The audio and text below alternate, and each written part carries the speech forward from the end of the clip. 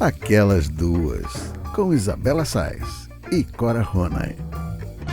Alô, alô, queridos ouvintes, muito bom dia, boa tarde, boa noite. Começando mais uma edição do Aquelas Duas podcast, comigo, Isabela Sais, e com minha querida Cora Ronay.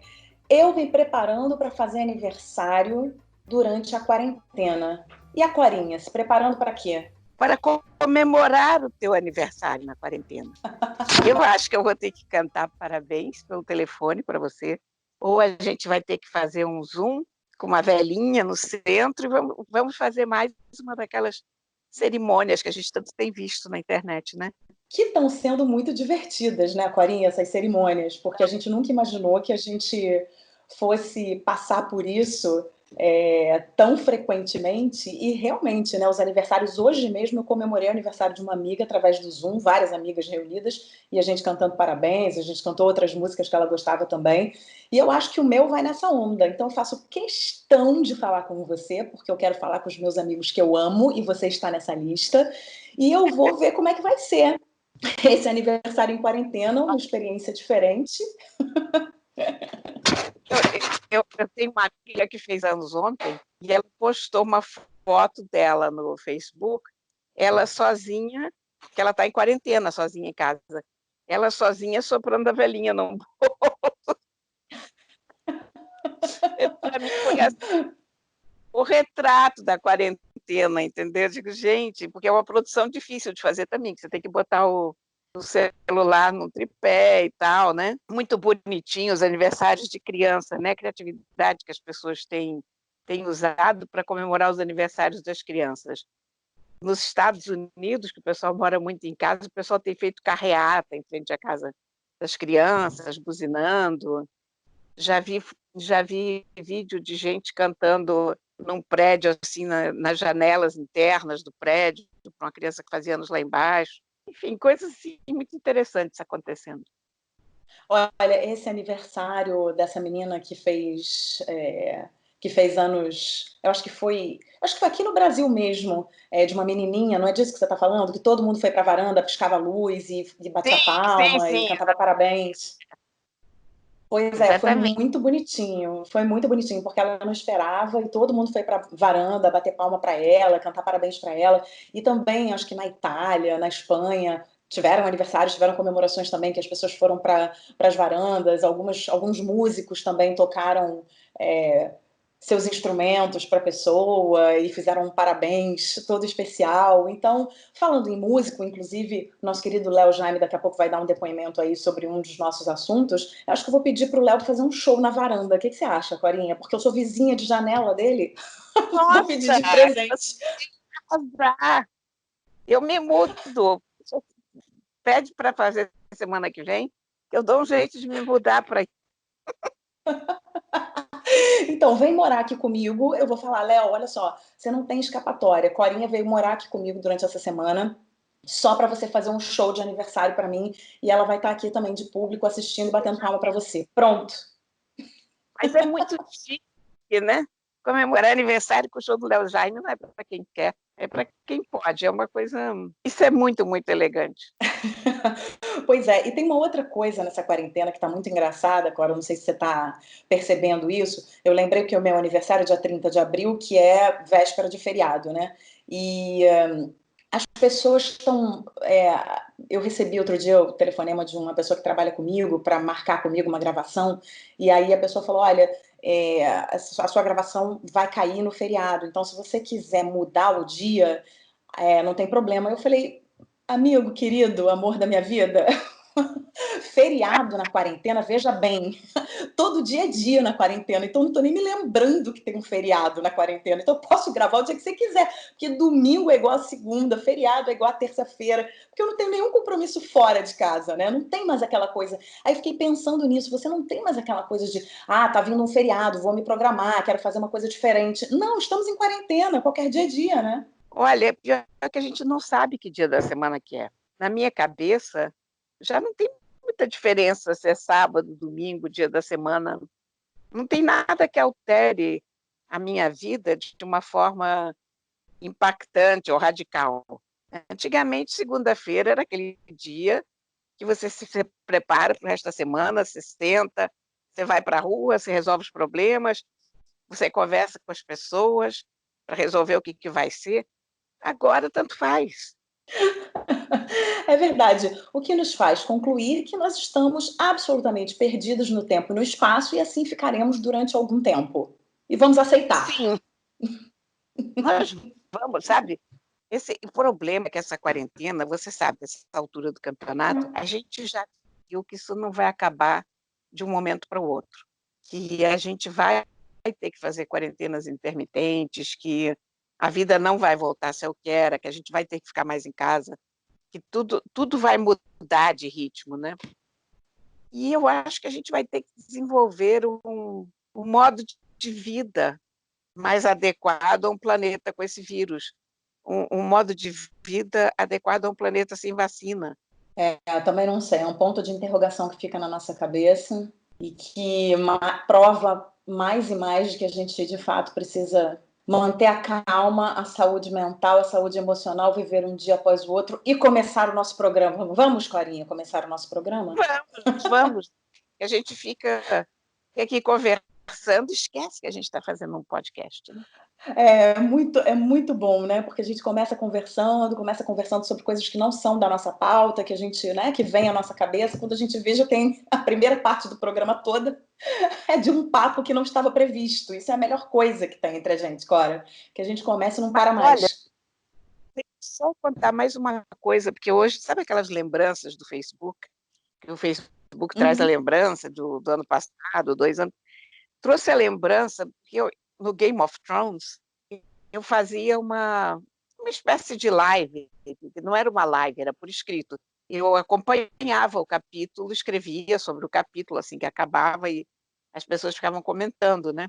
E chegou exatamente um comentário desses meu escrito assim num episódio do Game of Thrones e eu pensei, nossa, foi há 1 ano, mas parece que foi no milênio passado.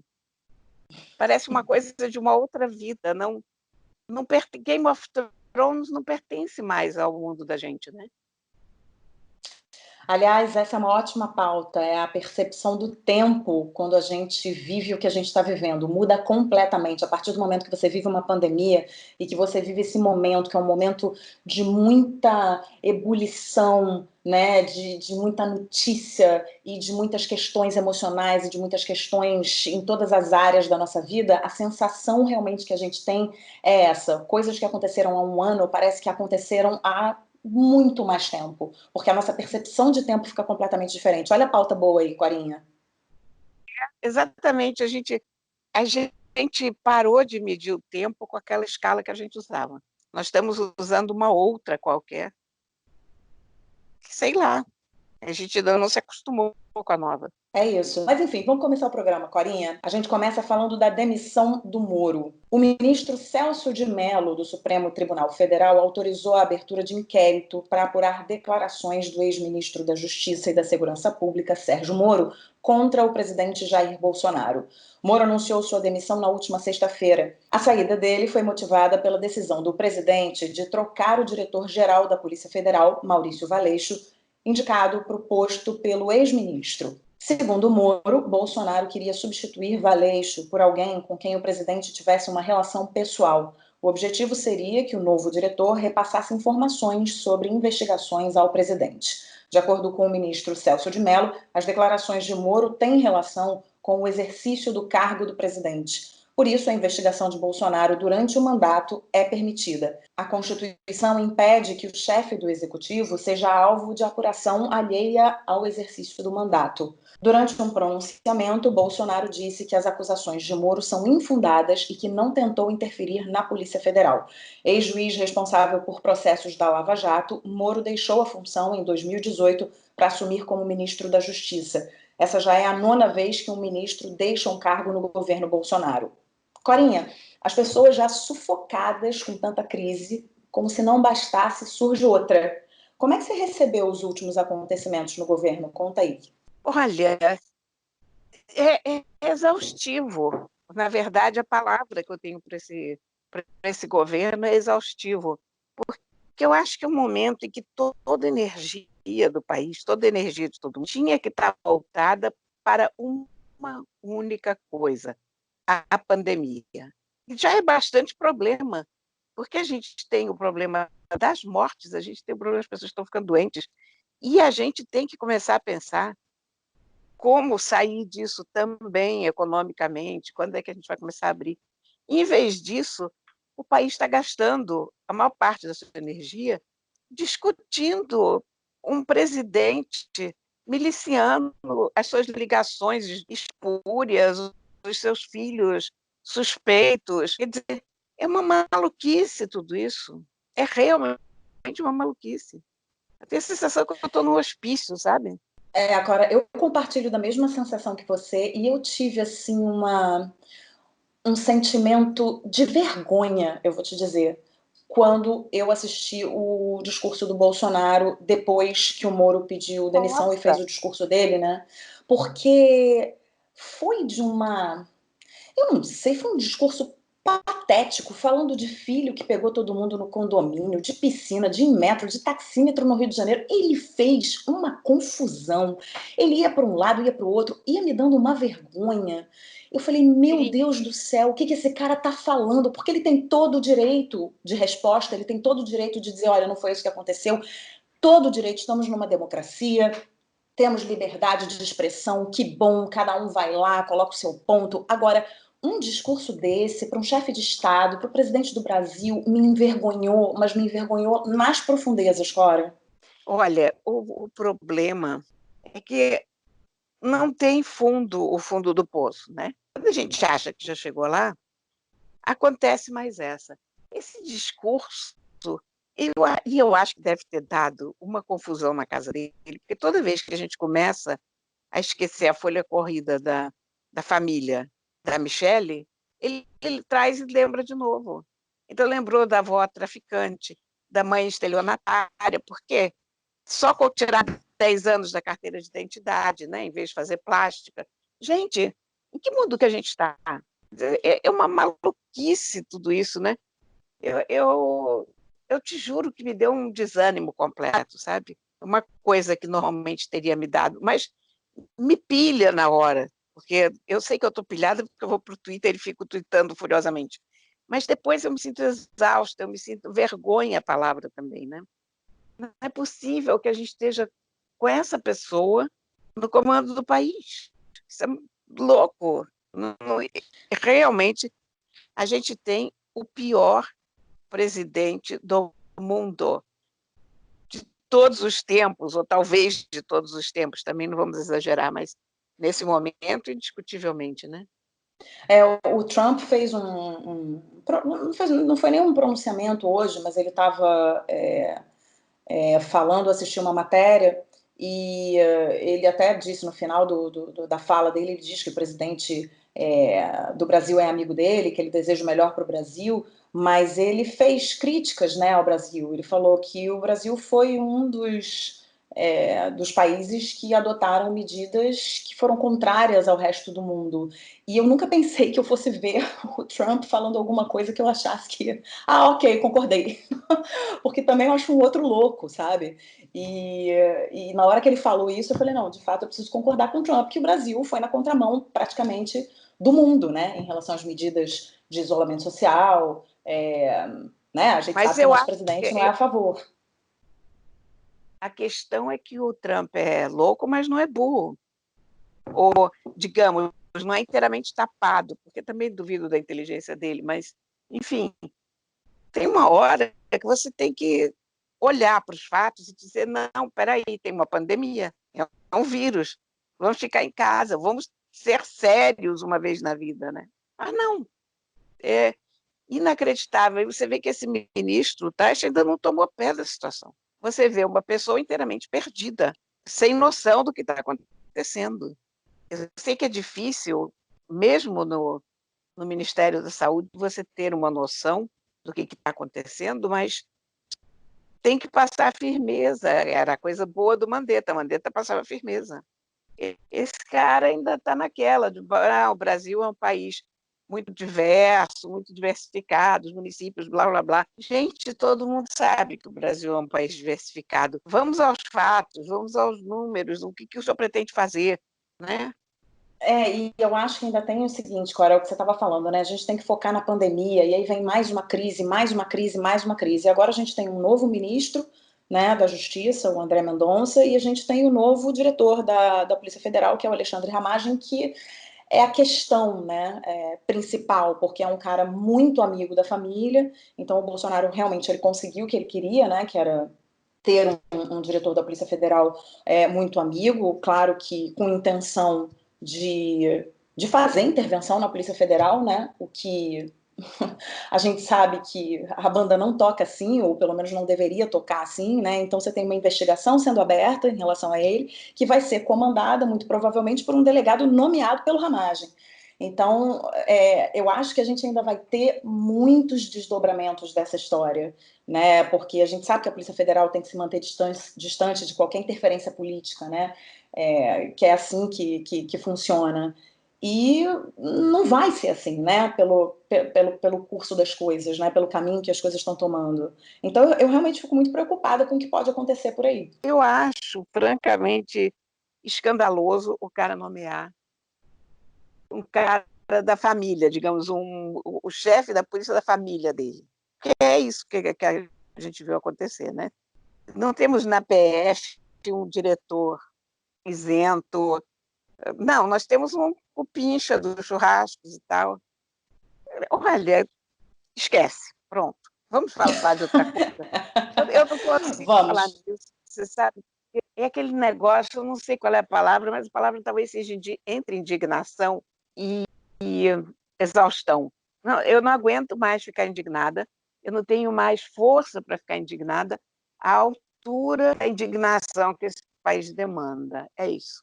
É isso, então vamos mudar de assunto, porque a gente não tem como chegar a conclusão nenhuma, porque conclusão, com o desdobramento de todos esses fatos, que ainda vai rolar muita coisa pela frente, é melhor a gente mudar de assunto, qualquer coisa a gente volta em outros programas.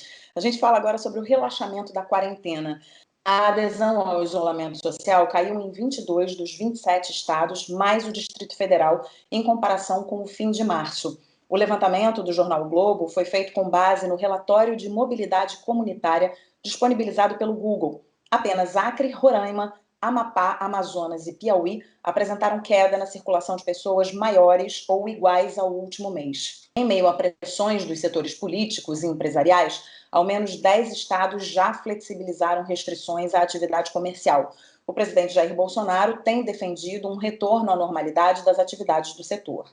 Na semana passada, um shopping em Blumenau, Santa Catarina, registrou a aglomeração de pessoas durante a reabertura após quarentena de mais de 30 dias. A Justiça estabeleceu multa de R$500 mil por dia, caso a administração do shopping não siga as normas de distanciamento social estabelecidas pelo governo de Santa Catarina para a reabertura do setor. Algumas dessas medidas são: hotéis podem ativar 50% da capacidade total de hospedagem e restaurantes podem reabrir, desde que mantenham os salões fechados. No comércio de rua, clientes não podem experimentar roupas e o número de pessoas nas lojas não pode superar 50% da capacidade do local. Cora, o que a gente tem visto nas últimas semanas são imagens que... deixa eu procurar a palavra também. Me chocam. Eu fiquei pensando, será que chocar é apropriado? Não é muito forte? Não, me chocam. Mas você sabe o que aconteceu, né? Na semana seguinte, eles tiveram um aumento de 28% nos casos, alguma coisa assim, enorme. Claro, né?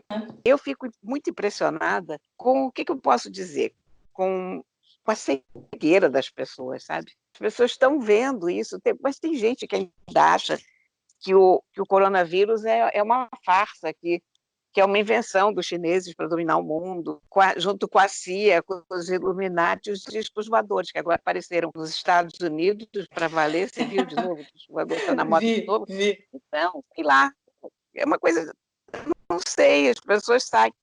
E não sei se você reparou aquela coisa do shopping, a quantidade de idosos que havia lá, né? Sim, sim. Eu fiquei chocada com a imagem. Eu acho que falta tudo nas pessoas, né? Falta bom senso, falta inteligência, falta. Porque, Agora, sabe, basta olhar para o que você está sabe, acontecendo. mas eu acho que aquela não é a pior imagem.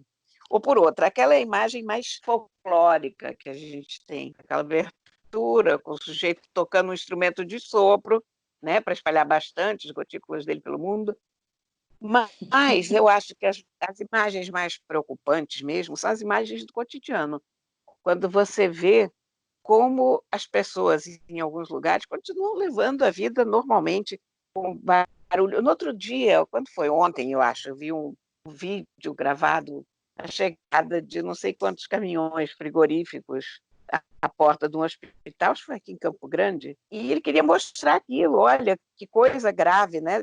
Mas, ao mesmo tempo, você ouvia música de fundo no que ele gravava, e as pessoas andando normalmente, você via que aquela música estava num barzinho ou qualquer coisa assim.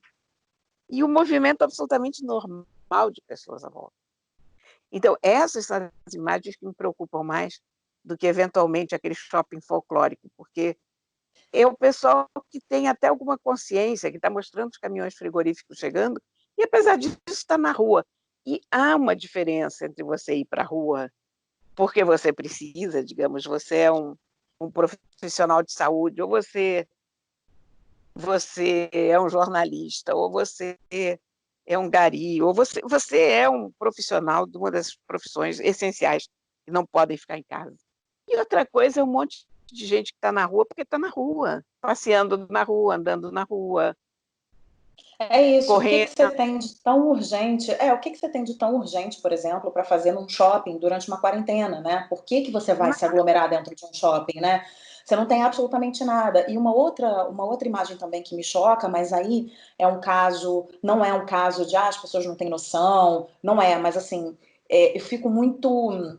Nem me choca, na verdade. Eu fico muito aflita com imagens que eu vi hoje, por exemplo, das pessoas que precisam ir ao banco, tirar o auxílio, né, resgatar o auxílio dos R$ 600. Tá uma confusão essa história.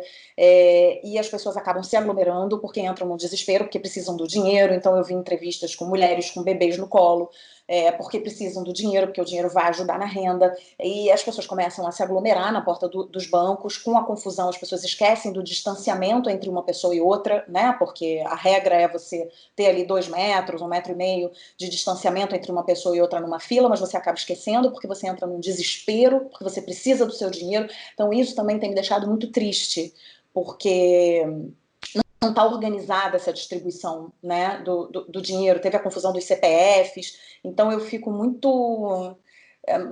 Eu me coloco muito no lugar dessas pessoas que estão precisando e que não estão indo para a rua para se aglomerar. Não estão indo para a rua porque elas não têm bom senso. Elas estão indo para a rua para ficar numa fila porque elas estão desesperadas por um dinheiro, por um auxílio que está demorando a sair. Não, é isso. E aí, na outra ponta, você tem aquela influenciadora fitness que faz festa em casa. Isso foi inacreditável. Inacreditável. A Pugliese. No catálogo de bizarrias da quarentena, que não acaba nunca, pelo visto, a criatura resolveu fazer uma festa em plena quarentena. Reuniu as pessoas, pediu comida, bebida, não sei o quê. Foi massacrada nas redes. É óbvio que foi massacrada nas redes. No dia seguinte apareceu pedindo desculpas, mas pediu desculpas porque foi pega, porque encontrou uma reação negativa, porque senão ela não saberia literalmente o que ela fez de errado até agora, né? Na verdade, essas influenciadoras, elas precisam ter noção de que elas falam para muita gente. Elas não são chamadas de influenciadoras à toa, né? Então, a partir do momento que ela faz isso, ela não está nem entendendo é, esse nome que ela recebe, né? E aí, claro, ela perde patrocinador, ela perde seguidor, porque as poucas pessoas de bom senso estão ali para olhar e dizer, olha, numa boa, esse não é o momento de você fazer uma festinha, amiga. Você pode fazer uma festinha em qualquer outro momento da sua vida, mas esse não é o momento de você fazer isso. Uma pessoa que tem 4 milhões de seguidores no Instagram e uma pessoa que influencia várias outras e muita gente jovem, né? Olha, Corinha, eu tô achando que a gente precisa mudar de assunto, porque os nossos ouvintes merecem assuntos mais leves nesse programa. Vamos? Vamos mudar de assunto. Muito bem, a gente fala sobre o crescimento do número de lives durante esse período de reclusão. As famosas lives têm sido uma forma de diversão na quarentena. Vários artistas transmitem shows intimistas em casa para entreter e se conectar com o público. Nós conversamos com a nossa querida Zélia Duncan, que foi uma das primeiras artistas a fazer lives durante o período de isolamento social. Ela contou um pouquinho sobre esse processo. Vamos ouvir. Alô, gente. Prazer falar com vocês.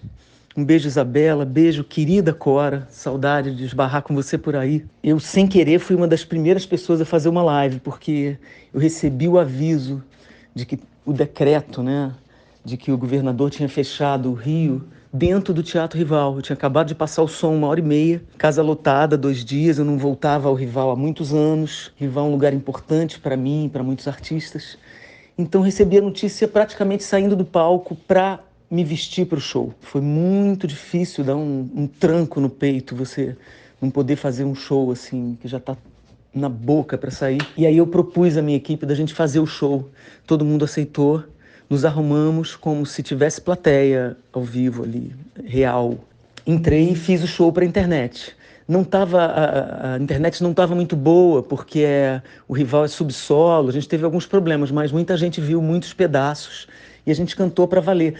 Mas então essa eu considero a minha primeira live e muita gente, sei lá, apoiou e se emocionou, porque a gente ficou muito emocionado de fazer daquele jeito. Depois eu tenho feito algumas sozinha em casa, é um misto de sentimentos. Agora já estou até um pouco mais acostumado, eu fiz 4 lives já, se não me engano. Já estou um pouco mais acostumada, mas é um sentimento solitário, um pouco melancólico. Você sente uma tristezinha misturada com um alívio de poder fazer alguma coisa. Mas a gente está muito preocupado, né? A classe está muito preocupada. Eu posso ainda me dar o luxo de dar um tempo em casa, não pode, obviamente, ser eterno isso. Estou tentando fazer a minha parte, mas tem muita gente no sufoco e a gente está tentando se ajudar. Me emociono fazendo as lives, porque, sei lá, é impossível você não botar um olhar um pouco distanciado e ver você sozinha diante de uma câmera. Mas é o sinal dos tempos. Eu espero que a gente encontre algum formato. Mas estamos já, né, o Sesc está com a gente, a Prefeitura de Niterói está ajudando os artistas, fazendo lives com artistas locais e dando alguma ajuda. Tem muitas coisas acontecendo. Outro artista adepto das lives é o nosso amigo Léo Jaime. Assim como a Zélia, ele se preocupa com o setor, que por depender de aglomerações, vai ser um dos últimos a voltar à ativa. Alô, Bela. Alô, Cora. Parabéns, Belinha. Seu aniversário, né? Eu acho que quando estiver indo ao ar aquelas 2 podcasts, você já terá completado 21 aninhos, né? Corinha, que bom falar contigo, embora seja, como tudo, tem que ser agora à distância, né? Eu que tenho como profissão aglomerar pessoas, fico um pouco apreensivo para saber como é que vai ser daqui para frente, para fazer essas reuniões e juntar o povo para cantar e dançar suado, um abraçando o outro, se contaminando de amor, porque a princípio a gente tem um certo temor, até porque as coisas vão voltar gradualmente a funcionar, mas eu imagino que o lazer, o entretenimento, a festa, vamos dizer assim, né, isso não está nas prioridades, né? Isso vai ficar lá para depois. E aí eu fico com aquela dúvida, será que os lugares ainda vão estar funcionando? Terão seus funcionários, os lugares onde acontecem os shows, os teatros, enfim. Sobre apresentar em casa, eu fiz uma por dia, que foi uma iniciativa no primeiro dia de isolamento. Eu tive a iniciativa de gravar uma música por dia e falei, vou fazer isso durante essa quarentena e tal. Quando chegou perto de 40, eu achei que já tinha esgotado um pouco o repertório e também, enfim, já tinha cumprido a missão que eu queria, que era colaborar de uma forma muito modesta, evidentemente, com quem está em casa, com quem me acompanha pelo Instagram e tal. E a recepção foi maravilhosa. Eu confesso que eu fiquei um pouco apreensivo, porque um dia eu ensinei uma receita, como fazer um espaguete com limão à siciliana, e teve 4 vezes mais visualizações do que a minha música mais visualizada. Então eu fiquei achando que talvez a surpresa da intimidade, né? Você vê a vida na intimidade de alguém que você admira fazendo uma coisa, vendo ele fazer outra coisa, sei lá, cozinhando, a coisa doméstica. Isso é um outro elemento que eu acho que pode ser um apelo também, né? Você assiste lá a Ivete Sangalo cantando de pijama e vê o filho dela interagindo, o marido e tal, e você se sente mais parte da vida dela ou participando da intimidade dela. É um outro elemento diferente daquele que você já conhece, que é ver o artista no palco com o seu equipamento, sua banda, etc., daquela forma profissional. Então eu acho que há, em princípio, uma recepção muito positiva para esse tipo de coisa. Eu acho que, adiante, imagino que as empresas que queiram fazer apresentações no final do ano, né, convenções, elas possam contratar um mestre de cerimônias, palestrantes, etc., e uma banda, inclusive, para se apresentar num estúdio e transmitir isso para as suas filiais no Brasil inteiro, sei lá, ou para a casa das pessoas ou para os escritórios, para que as pessoas participem ali sem ter que viajar, sem ter que, enfim, sem ter essa produção toda que engloba fazer uma convenção. Talvez seja um recurso esse de o online, um recurso que venha para ficar como mais uma opção, mas evidentemente não substitui o encontro, a aglomeração, a festa, a celebração, que eu acho a festa, né? A festa. A gente quer festa. Aniversariante do dia... Desculpa, gente. Aniversariante também quer festa, não é, Bela? Eu quero festa, Léo Jaime. Eu quero festa, Corinha. Eu quero festa, Zélia Duncan. E agora, o que eu faço? Vou ter que fazer festa na quarentena. Por isso que eu falei no início do programa que eu vou chamar você, Léo Jaime, para fazer um show na varanda, já que a gente é vizinho de janela, e eu não aceito não como resposta. E Corinha já sabe que vem para cá, já tá tudo certo. A gente já armou tudo, né, Cora? Já. Eu vou com os gatos todos. Se duvidar, leva os peixes. Olha, vai ser o máximo essa festa. Vai ter cachorro, gato, peixe, criança, o Léo fazendo show na varanda. Pronto, já tá tudo certo. Olha, vai ser um aniversário inesquecível. Eu vou contar para os meus netos. Olha que falta que faz uma festa, né? Que falta enorme faz isso a gente, meu Deus. Eu acho que, bom, antes da gente começar aqui a falar, eu queria agradecer imensamente, a gente queria agradecer imensamente ao Leozito, ao nosso querido Léo Jaime, a Alia Duncan, que também é uma querida e super se prontificou a falar aqui pro programa. A gente ainda vai ouvir mais depoimentos dos dois, mas eu já queria agradecer a Zélia pelas palavras tão sinceras e sensíveis, né? Ao Léo sempre tão certeiro nos comentários. Aos parabéns que eu recebi, enfim. E é o que você está falando, Cora, faz falta, né? É o que ele falou e o que você está falando também. Faz falta a festa, faz falta a aglomeração, faz falta o abraço. Não adianta falar que agora o futuro do mundo vai ser assim, cada um em suas casas, a gente vai fazer muito mais coisas online. Tudo bem, a gente pode até fazer muito mais coisas online, os artistas vão se reinventar, eu acho que os artistas têm aí um poder de resiliência gigantesco, vão ter que ter, né? Se não tem, vão ter que ter um poder de resiliência gigantesco, que não é o caso do Léo e nem da Zélia, eles já têm esse poder de resiliência, já estão se reinventando, mas vão ter que se reinventar cada vez mais para fazer lives, para fazer shows com empresas, como o próprio Léo disse no final do depoimento dele, de repente, né, as empresas contratarem esses músicos para fazerem shows dentro de estúdios, para serem transmitidos nas suas festas de final de ano. Enfim, outras formas de se monetizar, né, o trabalho do artista. Agora, nada substitui o calor humano, nada, não adianta, nada substitui a festa, o calor humano, o beijo, o abraço. Então, eu acho que a gente tem que torcer para que a gente preserve, né, a gente tem que batalhar para que a gente preserve isso, né. Mas muito, nossa, eu me preocupo muito com o pessoal que vive de arte, porque realmente vai ser a última coisa. Talvez esporte, mas, enfim, eu acho que mais arte do que esporte, porque esporte ainda tem muito interesse econômico por trás, tem grandes corporações, enfim, é um negócio muito milionário. Agora, o que vai demorar para ter um show ao vivo, hein, para a gente ver? Você já pensou?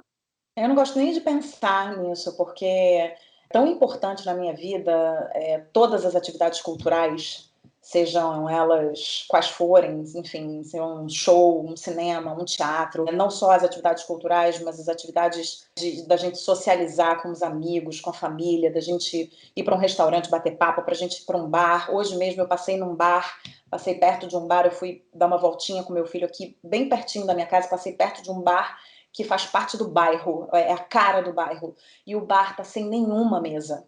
Aquilo me deu uma sensação. Eu fico emocionada de falar, porque me deu uma sensação, falei, meu Deus, meu bairro, o restaurante que faz parte do meu bairro há tantos anos, eles tiveram que tirar todas as mesas e todas as cadeiras. Então, isso dá uma sensação muito, muito triste, dá uma tristeza muito grande no coração, né? Então a gente fica torcendo para que isso volte a acontecer o mais rápido possível, claro que dentro do que a gente pode realizar, que a gente realmente pode fazer. Agora a gente não pode fazer, a gente vai ter que lidar com esse sentimento de tristeza. E falando em sentimento de tristeza, a Zélia falou uma coisa muito interessante, que foi a maneira como ela se sente, né, fazendo essas lives, porque ela diz que ela tem um misto de solidão com melancolia, mas ao mesmo tempo um alívio de fazer algo para o público dela, que é a mesma coisa que o Léo sente, né, que é um alívio de estar podendo preencher esse tempo das pessoas, porque todo mundo sabe que é um momento complicado, é um momento de tristeza, é um momento de sofrimento. Então, os artistas têm isso, né? Eles têm essa capacidade, eles têm essa oportunidade, e eu acho que não só os dois, mas muitos artistas estão usando dessa oportunidade, fazendo com que isso aconteça de alguma maneira. O Léo mesmo deu o exemplo da live da Ivete, que foi uma live super despretensiosa, ali ela de pijama, com o filho participando, o marido participando, como aproxima também, né, do público, né, como a questão das receitas que ele fez aproximaram ele do público dele também, fazendo uma coisa diferente, mostrando um pouco da intimidade. Acho que isso que as pessoas querem, sentir um pouco que tem amigos através do computador. Mas você sabe que engraçado, quando a Zélia falou disso, de ficar sozinha diante da câmera, eu pensei, me pegou muito isso, porque eu venho pensando nisso, porque o artista se alimenta de aplausos, na verdade. Você faz alguma coisa porque você quer ver como aquilo repercutiu com as pessoas, né? O convívio entre todo mundo, entre o escritor e o público, o jornalista, os leitores, enfim, todos nós vivemos das reações das pessoas que nos acompanham, que nos ouvem, que nos leem, que veem os nossos filmes, enfim. É como você lançar garrafas ao mar. Você não tá tendo o retorno imediato com o que você está acostumado. Eu não sei se nós vamos, em algum momento, se acostumar com isso, como é que vai ser isso. Se acostumar, não, né? Se nós vamos nos acostumar com isso, eu tenho que ficar me corrigindo agora. Só. Tá bom, Corinha. Olha, a popularização dessa... Estou atacada pela pandemia, né? Hoje eu estou atacada. Não, todo mundo entendeu o que você quis dizer. Olha eu também. Todo mundo entendeu o que você quis dizer, tá tudo certo, a gente, olha, acho que essa quarentena tá fazendo bom para nossa cabeça, não, está ficando muito louca. Bom, continuando aqui, a popularização dessas apresentações também abre uma discussão sobre as lives pagas. Alguns artistas já começam a cobrar pelos shows transmitidos de casa. O problema se estende ao mundo dos eventos de uma forma geral, que sofreu um apagão durante a quarentena. DJs e fãs de música eletrônica já testam alternativas, como festas à distância. Em Nova York, uma boate oferece experiência VIP, com ingressos que variam de $10 a $80. Os mais caros permitem entrar em salas virtuais com DJs famosos na internet e dançarinas. Dentro desse contexto, o Léo Jaime falou sobre a remuneração da classe artística e a cadeia produtiva que envolve o setor. Vamos ouvir. As lives remuneradas são uma realidade. O fato é que tem muita gente na cadeia alimentar, né? O transporte, o hotel, o aeroporto,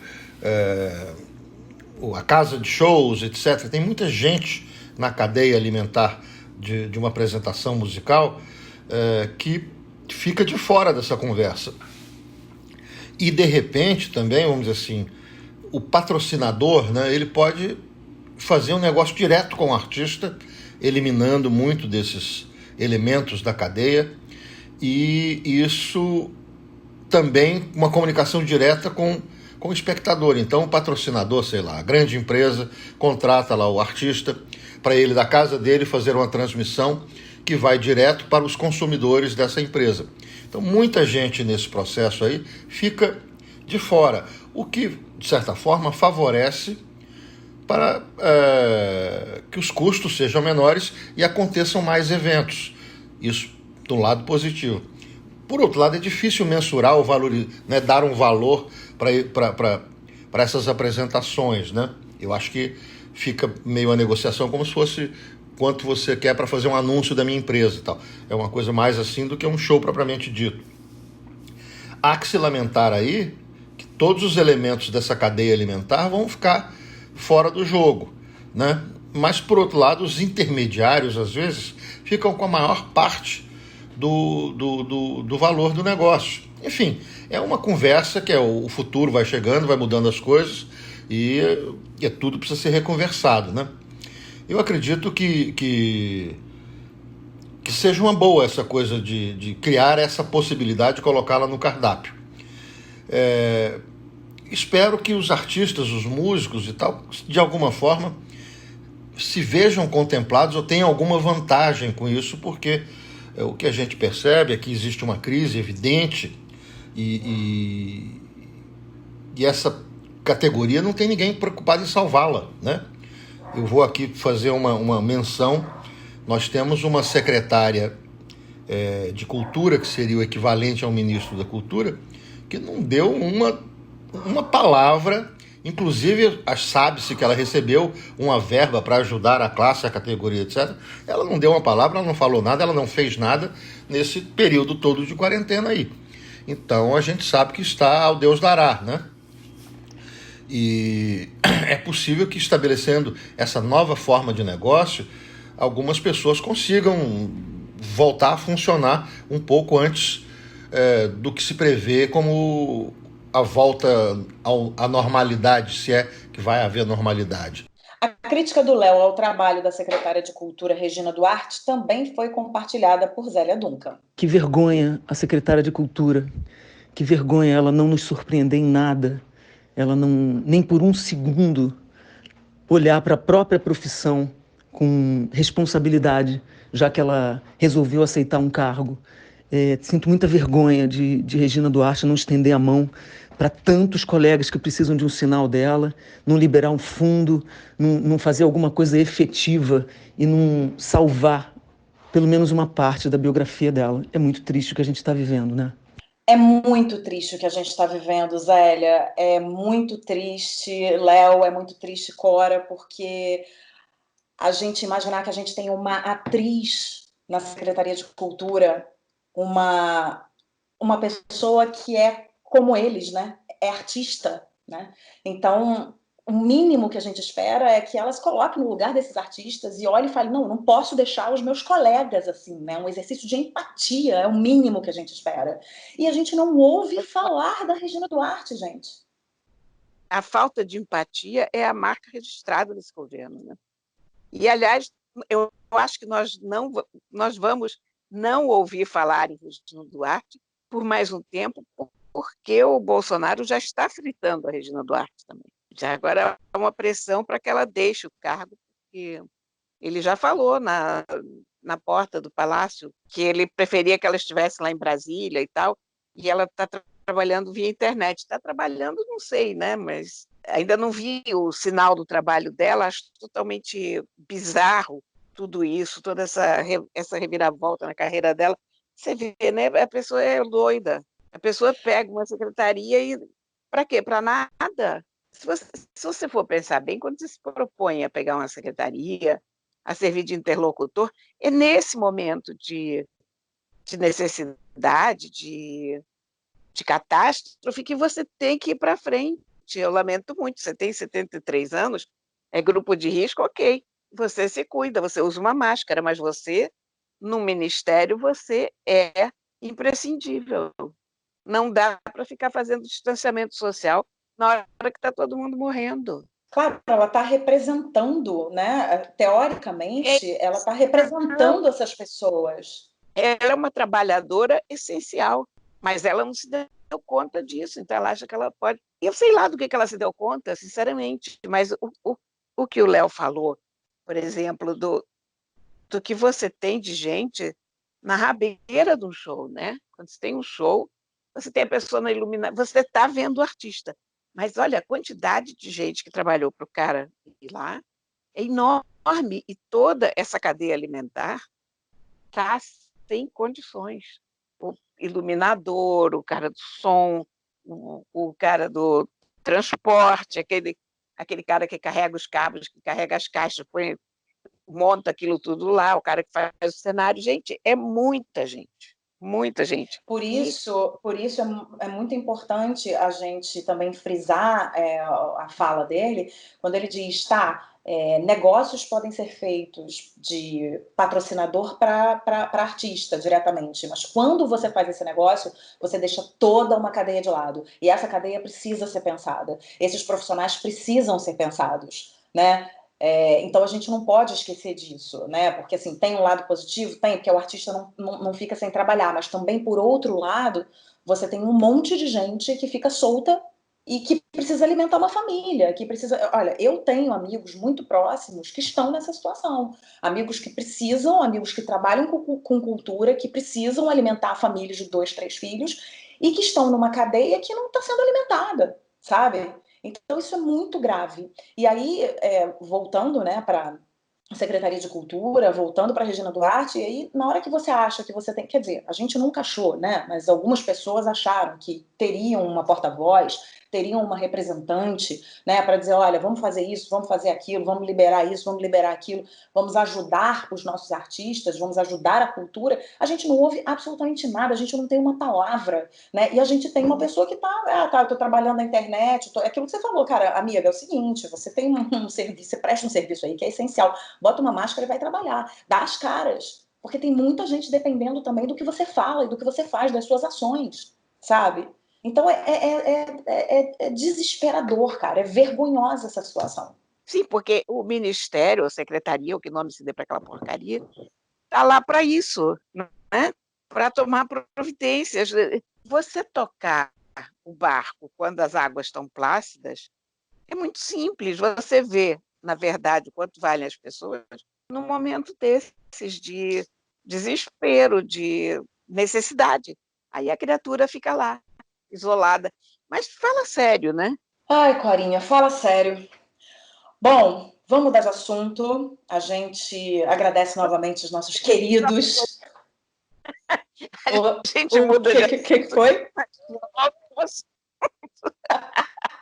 Não tem jeito, né, cara? A gente vai, a gente quer mudar de assunto, a gente volta, mas não tem como, Cora. Não tem como. Tem certas coisas que a gente não pode evitar. E o nosso ouvinte entende isso, compreende isso. A gente tem que falar, né? Porque assim como a gente está falando aqui de pessoas que representam outras, né? Eu acho que a gente também, como jornalista, a gente representa e a gente dá voz a muitos dos nossos ouvintes que entram nas nossas redes sociais e falam, ai, que bom que vocês falaram sobre aquele assunto, tem que falar mesmo, tem que chamar atenção para isso, tem que chamar atenção para aquilo.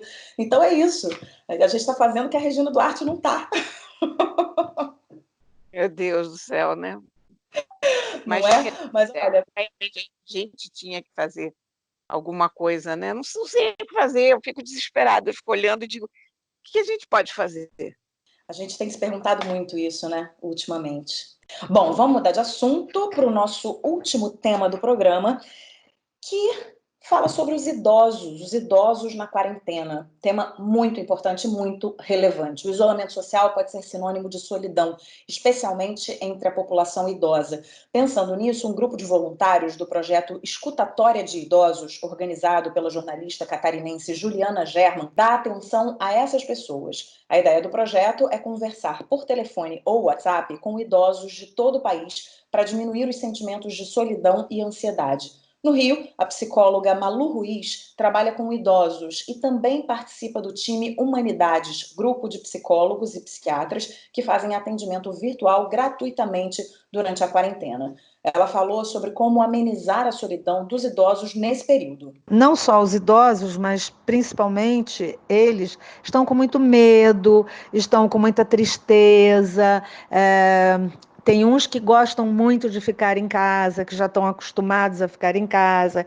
Está sendo mais difícil para aqueles que saíam, que passeavam, que tomavam sol.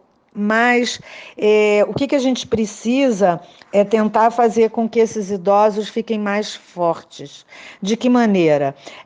A gente sugere técnicas de respiração, eu passo para eles, aqueles que conseguem lidar com internet, com WhatsApp, senão eu procuro passar para algum filho, algum genro, alguém que está junto com eles, técnicas de respiração, técnicas de relaxamento, aqueles que podem fazer algum pilates, algum movimento, porque o exercício ajuda muito, muito o idoso, você não fica parado, né?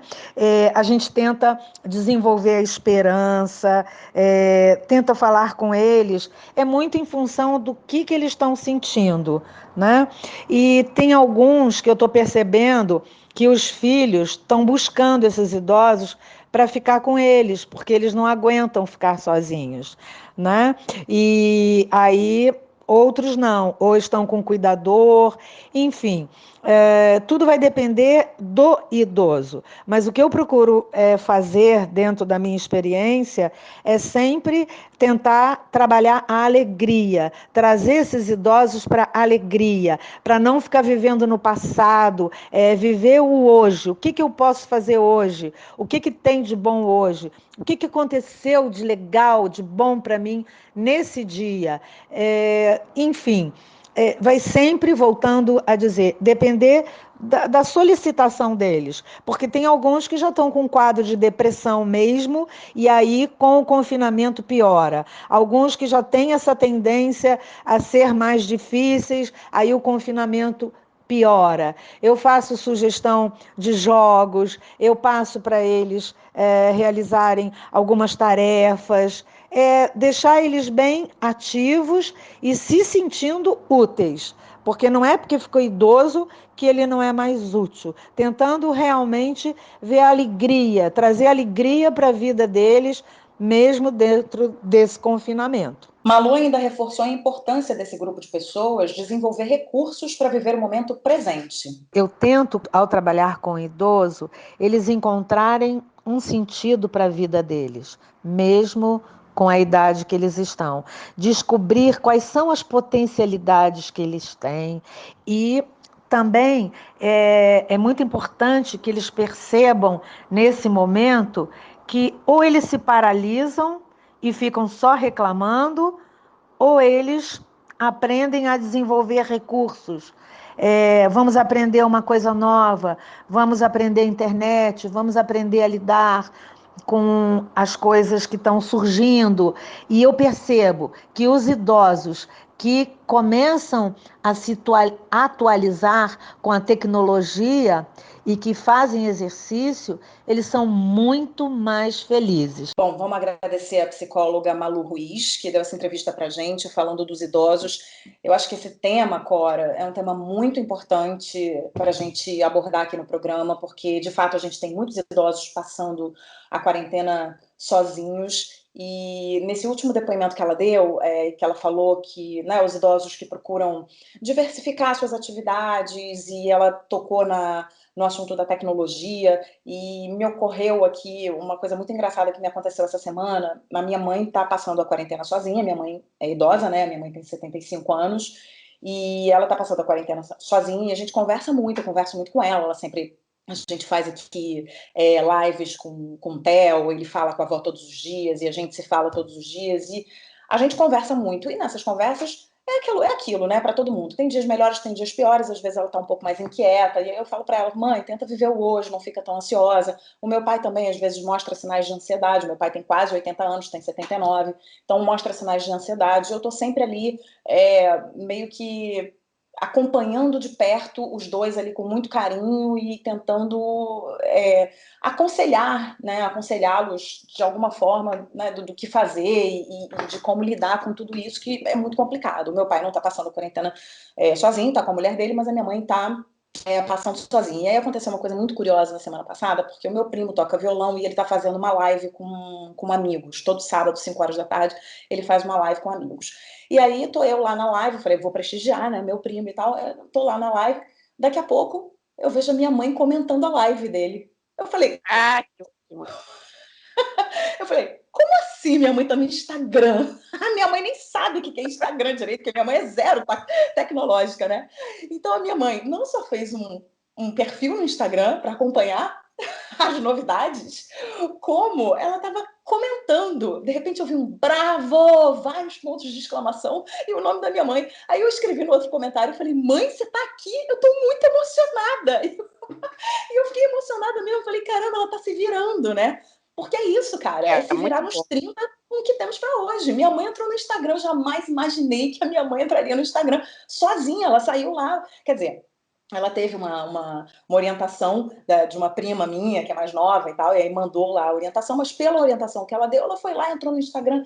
Então, é isso, né? A gente ter vontade também de, né, o idoso principalmente, ter vontade ali de transformar esse momento, que é um momento difícil, porque os idosos já são grupo de risco, né? Então, eles de fato não podem botar o pé fora, né? A minha mãe, inclusive, tem uma questão pulmonar, então ela não pode mesmo botar o pé para fora da rua, para fora de casa, e tá se virando, né? Então isso é muito importante, a gente dá apoio a esses idosos que precisam, né, Cora? Olha, e vou te dizer que não é só os idosos, não. Eu acho que muita coisa do que ela falou se aplica a qualquer pessoa. A gente tentar usar o tempo de uma forma útil e não ficar só no. É muito difícil a gente ser produtivo, a gente descobrir alguma coisa útil nesse momento, mas a gente tem que se esforçar, seja idoso ou jovem, né? Porque eu às vezes acho que a gente também está tratando o idoso como uma categoria à parte, e como eu já estou nessa categoria, eu fico assim muito suscetível a essa separação, sabe, dos idosos. Não, vamos pensar que todos nós devemos prestar atenção nisso, de fortalecer o espírito durante a quarentena. Basicamente é isso, né? Sim, eu acho que a gente tem que pensar em todos nós, eu concordo com você, mas eu acho que tem uma diferença só pro idoso, que eu acho que tem muitos idosos, a gente mesmo estava falando sobre isso num dos programas, que os idosos estavam sendo vistos muito nos mercados e muito na rua, e tem muitos idosos que vivem completamente sozinhos. Então, é claro que tem outras pessoas que vivem sozinhas, mas às vezes é mais difícil para o idoso, porque, como ela falou, às vezes já tá chegando no final da vida, já tem uma melancolia, já tem um outro sentimento, uma outra visão sobre a vida. Tem outros idosos que não, e são aqueles idosos, por exemplo, que saem, que vão para a rua, que estão sempre no teatro, que estão sempre no cinema, estão fazendo mil coisas e que estão sentindo muita falta de fazer isso, porque era uma coisa que preenchia o tempo deles. Então, eu acho que a gente tem que olhar de uma maneira global, mas acho que se a gente puder olhar com carinho para esses idosos, principalmente os mais velhos mesmo, eu acho que é muito importante, né? Porque eu vejo, assim, pela minha mãe com 75, meu pai com 79, eu vejo que existe uma ansiedade muito grande, existe uma ansiedade de não ver os netos, que muito provavelmente você também tem, né? De não estar vendo seus netos, tudo bem, tá vendo pelo FaceTime, mas não é a mesma coisa, de dar um abraço. Não, Acho que não é. Pois não é a mesma coisa. Então, acho que tem uma inquietação que é um pouco diferente e que ela falou coisas muito interessantes, que é você proporcionar, falar de alegria, proporcionar alegria para essa pessoa, e aí de uma maneira geral, a gente falando, não só para os idosos, para a pessoa não ficar vivendo no passado nem no futuro, para a pessoa viver o dia de hoje, procurar um sentido para a sua vida, fazer exercício de respiração. Essas dicas todas que ela deu, que ela está dando para os idosos, servem para todo mundo, claro. Mas acho que é importante a gente olhar, porque acho que quando você vai chegando no fim da vida, tem muitos idosos que às vezes ficam meio de lado, tem famílias que colocam seus idosos de lado e aí acabam se sentindo muito sozinhos, né? Tem um sentimento, de repente, de solidão muito forte que a gente tem que cuidar para não virar uma coisa pior.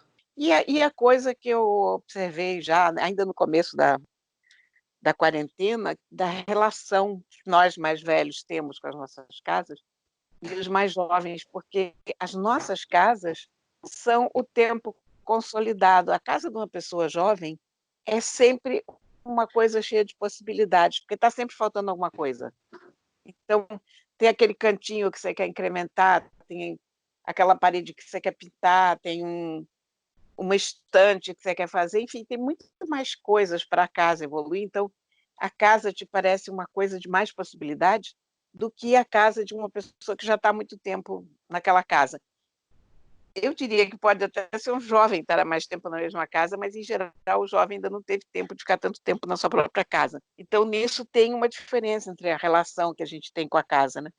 Por outro lado, a gente também curte mais uma casa que a gente já conhece tão bem. São dois lados. Há um lado de conforto, mas há também um lado de perspectiva de o que fazer, né? Digamos, você se ocupa mais com a casa quando você é jovem do que quando você fica mais velho.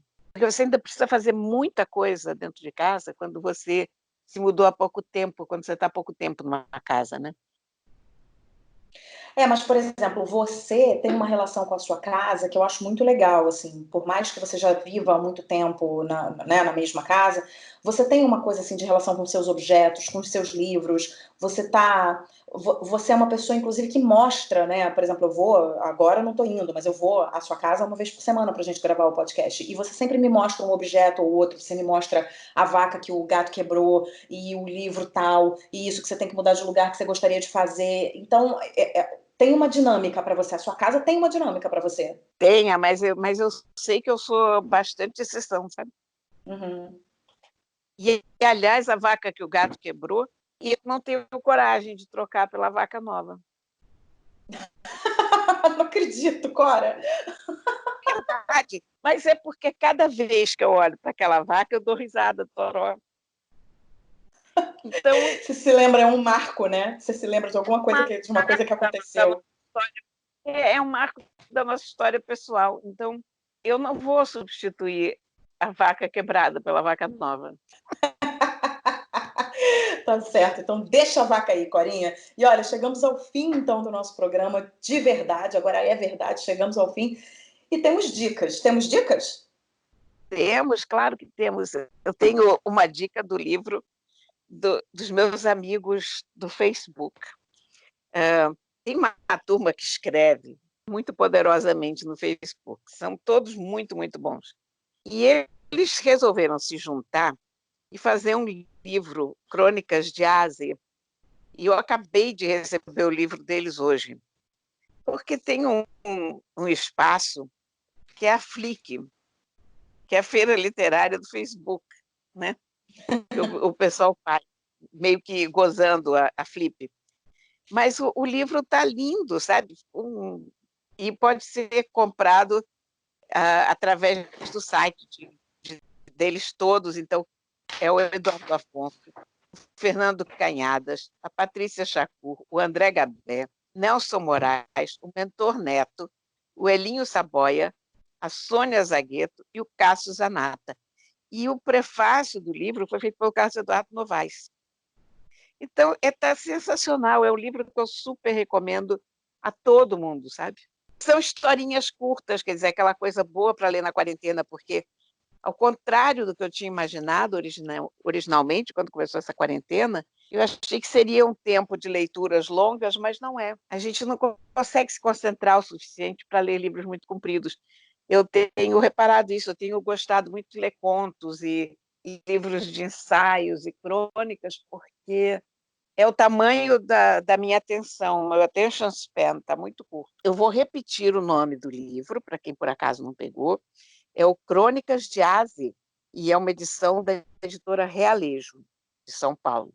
Muito bem, Corinha, ótima sua dica. Eu também tenho uma dica de livro hoje. Na verdade, não é uma dica de livro, é uma dica de uma coleção para crianças, claro, porque desde o início da quarentena eu e Cora combinamos que ela fica com a programação adulta e eu com a infantil, porque a única coisa que eu consigo falar nesse momento é de programação infantil, de coisas para crianças. Então, a minha dica é a coleção Quem Procura Acha. São esses livros, quem tem filho pequeno deve saber do que eu estou falando, são esses livros que você vai folheando e eles têm páginas muito coloridas e páginas com muitos elementos. Você tem, de repente, uma floresta, e aí você tem vários bichos nessa floresta e você precisa, o livro propõe à criança que ela ache os elementos, os objetos, né? Então, por exemplo, tem alguém com um bolo de aniversário na mão. Cadê ele tem também um outro livro que não é dessa coleção, que é de insetos. Então, ache 5 formigas, ache sei lá, quantos percevejos. Então, é mais ou menos nessa onda. As crianças adoram, porque elas ficam absolutamente imersas naquilo ali, elas ficam procurando os objetos o tempo inteiro. E essa coleção tem coleção de dinossauros, fundo do mar, selva, zoológico, fazenda e vários outros temas, né? Então, cada livro tem um tema diferente e as crianças realmente gostam muito. Meu filho é apaixonado por esse tipo de livro e essa coleção é muito bonitinha, as ilustrações são lindas, o livro é muito bem acabado, é super bacana. Então, coleção Quem Procura Acha, da editora Usborne. Peça de uma livraria perto da sua casa para ajudar o pequeno empresário, para ajudar os donos das pequenas livrarias, enfim, do seu bairro. Se no seu bairro tiver uma livraria, liga para lá, pergunta se tem e encomenda, pede para entregar na sua casa. Você não precisa sair de casa para comprar essa coleção. Então é isso, Corinha. Acabou, infelizmente, o nosso papo, que é sempre maravilhoso. E antes da gente terminar, deixa eu lembrar os nossos ouvintes de seguirem a gente lá no @aquelas2podcast, falar com a gente também através do nosso e-mail, aquelas2podcast@gmail.com. Não esquecer de seguir a nossa playlist lá no Spotify. E eu também quero deixar uma dica aqui. Essa semana eu dei uma entrevista curtinha para um podcast que acabou de sair do forno, que se chama Ouviu. É um podcast muito legal, acho que só tem 3 episódios até agora, que os meninos acabaram de começar. Do meu amigo André Paixão, do André de Sandes e do Fernando Ticon. Os meninos são muito bacanas e eles falam exatamente sobre o universo dos podcasts. Então, eles dão dicas para quem está a fim de se aventurar na podosfera, falam desse universo do áudio, né, de trabalhar com áudio, falam um pouco dos bastidores de produção. Então, é muito legal, principalmente para quem quer se inteirar ou para quem está a fim de fazer um podcast, quem quer se inteirar desses assuntos. Falam sobre oportunidades, sobre tendências e várias outras coisas super interessantes. O papo deles é muito legal e eu dei uma entrevista lá falando sobre Aquelas Duas. Falando sobre os bastidores, como é que a gente produz, enfim, falando da nossa produtora, da nossa querida produtora Thaís Silveira, e falando um pouco de como é que a gente trabalha, Corinha. Vale a pena depois ouvir esse podcast que está acabando de entrar aí na podosfera e a gente deseja tudo de bom para os meninos. Certo? Certíssimo. Então tá, agora sim, um beijo muito grande para você, boa semana. Eu estou ficando sufocada, enlouquecida, sei lá, tudo que você pode imaginar, de tanta saudade de você. Não aguento mais esses dias da marmota, que tudo é igual. Todo dia ela faz tudo sempre igual. Louca para te dar um beijo, Corinha.